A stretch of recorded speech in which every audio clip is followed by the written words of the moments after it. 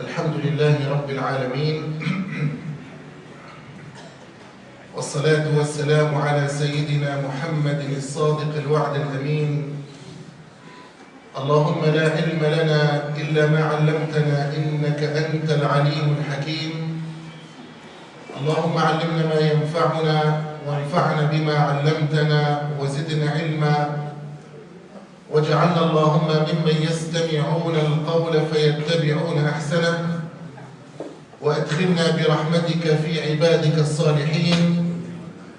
حياكم الله تعالى بتحية الإسلام، فالسلام عليكم ورحمة الله تعالى وبركاته.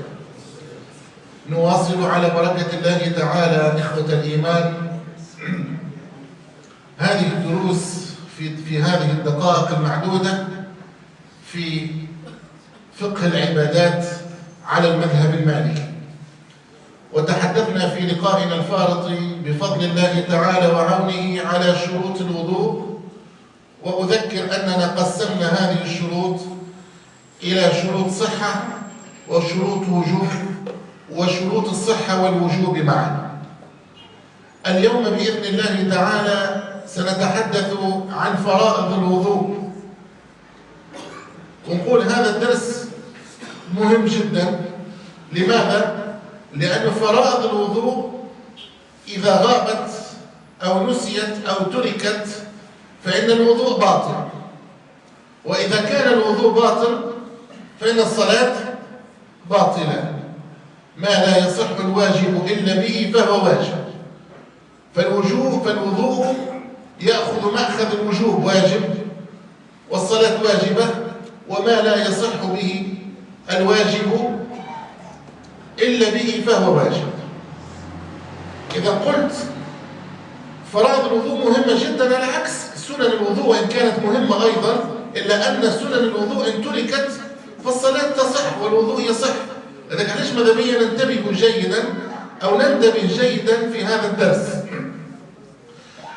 فرائض الوضوء، الفرائض جمع فرض، والفرض هو واجب. وقلنا في الدرس السابق الذي قبله أن الفرض المفهوم بتاعه ما يثاب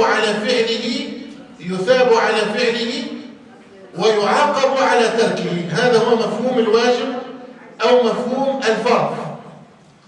فرائض الوضوء 7. شد معاي، فرائض الوضوء 7 حاجات إذا كان تركتهم في الوضوء فالوضوء بتاعك باطل. أول فرض من فرائض الوضوء النية. شنو معناتها النية؟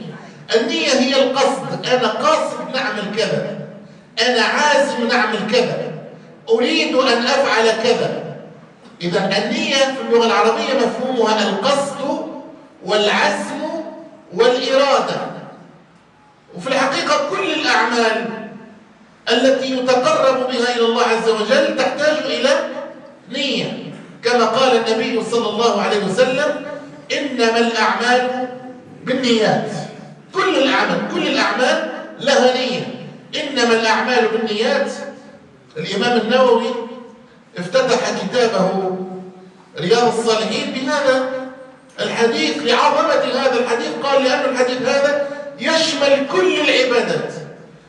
كل العبادات التي يتقرب بها إلى الله سبحانه وتعالى. إنما الأعمال بالنيات وإنما لكل امرئ ما نوى.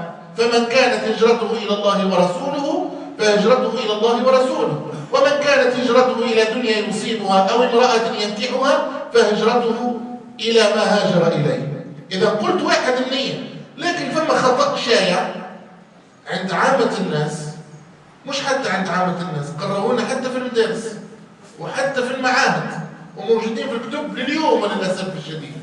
في الكتب متاع الثانوي، أنا قرر في الثانوي، موجودين في الكتب متاع الثانوي أنه النية شنو معناتها؟ بأن يقول المسلم: اللهم إني نويت الوضوء.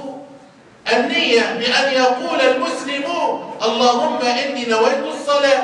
النية بأن يقول المسلم: اللهم إني نويت الصيام. هذا خطأ في المذهب المالكي وفي كل المذاهب. لماذا؟ لأن النية محلها القلب.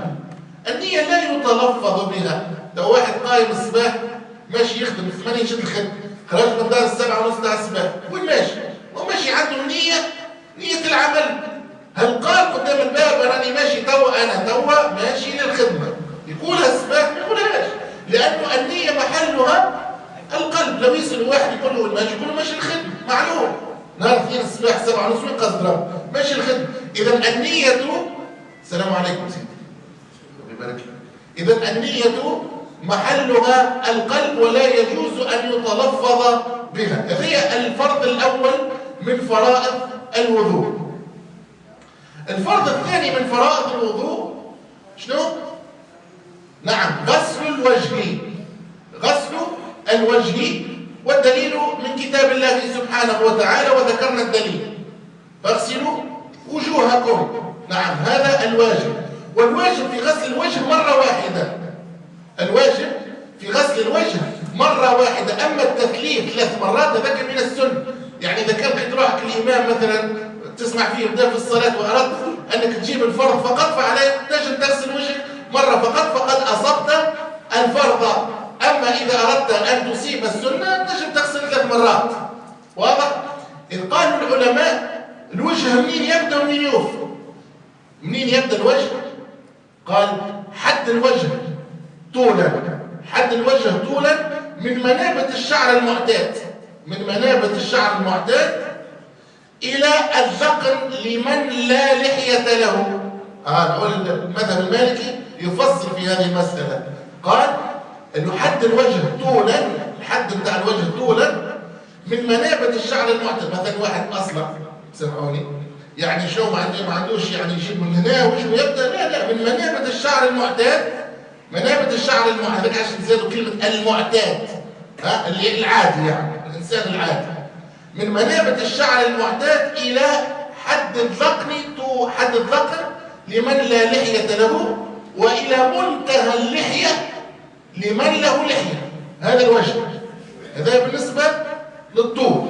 العرض قال العلماء العرض بتاع الوجه يبدأ، ما ربي ذكر الوجه زي نعرف كيف يبدأ من اليوم حتى أصيب ما أراده الله سبحانه وتعالى. إذا قلت حد الوجه طولا من منابت الشعر المعتاد إلى منتهى الذقن لمن لا لحية له، وإلى منتهى اللحية إلى من له لحية. بالنسبة لحد الوجه عرضا قالوا من وتد الأذنين. هذا الوتد، هذه الفوتة، هذا منها هنا يبدأ ساعة واحدة يبدأ الدنيا باردة يجي يتوضا يعمل يغسل وجهه هاك حد ويخلي الشيرة هذه الكل ويترك هذا وضوءه باطل. لماذا؟ لأن نحن اليوم نتحدثوا على شنو؟ نتحدثوا على فرائض الوضوء. نتحدثوا على فرائض الوضوء. إذا قلنا شد معايا النية غسل الوجه، غسل اليدين إلى المرفقين.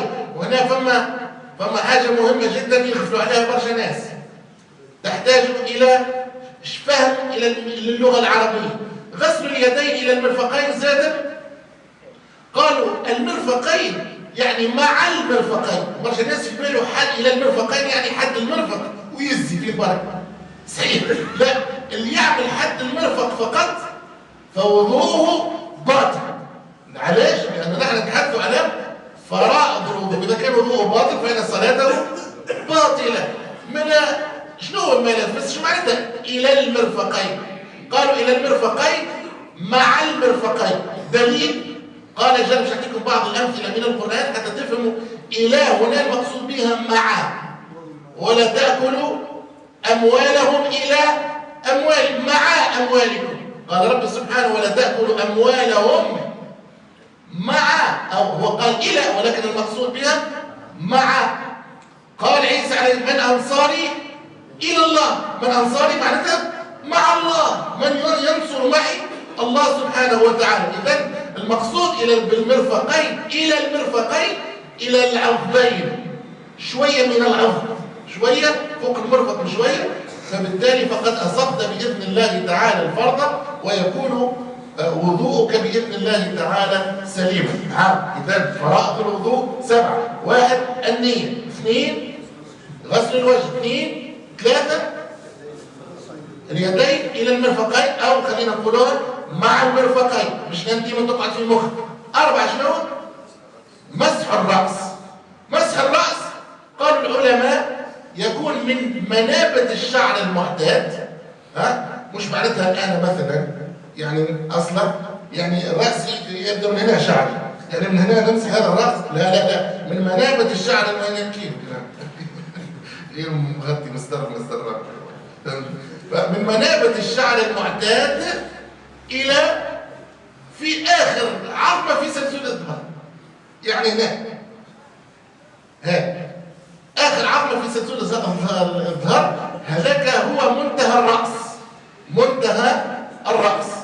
ثم قلنا واحد نحب نعاود باش خاصة اللبات بتاعه، واحد النية، 2 غسل الوجه، 3 غسل اليدين مع المرفقين، 4 مسح الراس، 5 غسل الرجلين إلى عرفناها شنو معناتها؟ إلى مع الكعبين، يلزمني نطلع فوق الكعبين بشوي، مش حد الكعبة هنا أنا نجيبها بالضبط، لا مع الكعبين يعني فوق الكعبين بشوي حتى يكون الوضوء بإذن الله تعالى وضوءا سليما يقبله الله سبحانه وتعالى. 6 الدلك. برشا ناس نشوفوا فيهم في الميضة يجي يغسل الساقيه يعمل لك يحط ساقه تحت السبالة ويخرجها، هذا وضوء باطل وجوبا. قال الغسل يحتاج إلى دلك، إذا أردت أن يكون وضوءك وضوء سليم فرضا واجبا يقبله الله سبحانه وتعالى عليك فالدلك واجب. 7 وأخيرا الموالاة. شنو معناتها الموالاة بالنسبة لللبات بتاعنا وأمهاتنا؟ الموالاة ميمتي مش معناتها تتوضي والفطور على الغاز، غسلت يديك فهمتني ولا غسلت وجهك وبعد تذكرت الفطور على الغاز خطفت روحك للكوجينة طفيت الغاز ورجعت تتوضا، لا، وضوءك باطل. لماذا؟ لأن الوضوء يحتاج إلى الموالاة، يعني يكون وراء بعض. دليل، أعطيني الدليل الوجوب على أن الموالاة هو واجب. قال فاغسلوا. الفاء هذيك يسميوها العلماء في اللغة العربية يسميوها الفورية، يعني يجب أن يكون متتاليا، الوضوء يجب أن يكون متتاليا ومسترسلا.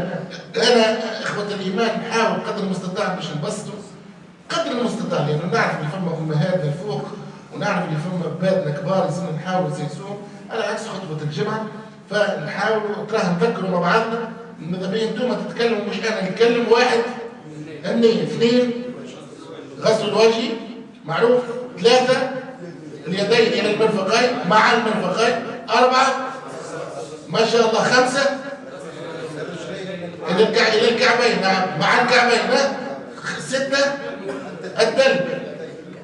لا كيفاش بابا؟ الوثنين بابا هريد كيفاش نحن نحكيو على الفرائض. نجم انت تعمل ال7 هذوما برك وضوءك صحيح، نجم ما تغسلش وثنين وضوءك صحيح. تو يجينا نهار الحصه الجاي ان شاء الله باش نحكيو على سنن الوضوء، واضح؟ اي تو نجيها نحن في الملكيه ما عندناش حكايه، تو نجوها الحكايه بتاع المسح، هل فما مسح ولا؟ تو نحكيوها بالتفصيل جاينا دروس ما شاء الله. ركز لي بابا في ال7 هذول، واضح؟ الدلك راهو من فراغ الوضوء تحط سقيك بالقدام. ثم واخيرا الموالاه وراء بعض بابا، فهمتني؟ نسال الله تعالى ان يتقبل منكم. نعم. اي نعم. الضربة الثانية سنة إن شاء الله بإذن الله، بالضبط إن شاء الله نجيب رد مسح الرأس سنة. أعطيتك أنا توا الفرائض اللي بإذن الله تعالى يصح بهم الوضوء وبالتالي تصح بهم الصلاة. شدوا لي ال7 هذول حتى الأسبوع القادم إن كتب الله تعالى لنا اللقاء باش نتحدثوا عن الوثنين بابا بإذن الله تعالى. أقول ما تسمعون إن كان صوابا فمن الله وحده وإن كان خطأ فمن نفسي ومن الشيطان، واستغفر الله العظيم لي ولكم فاستغفروه إنه هو الغفور الرحيم. والسلام عليكم ورحمة الله.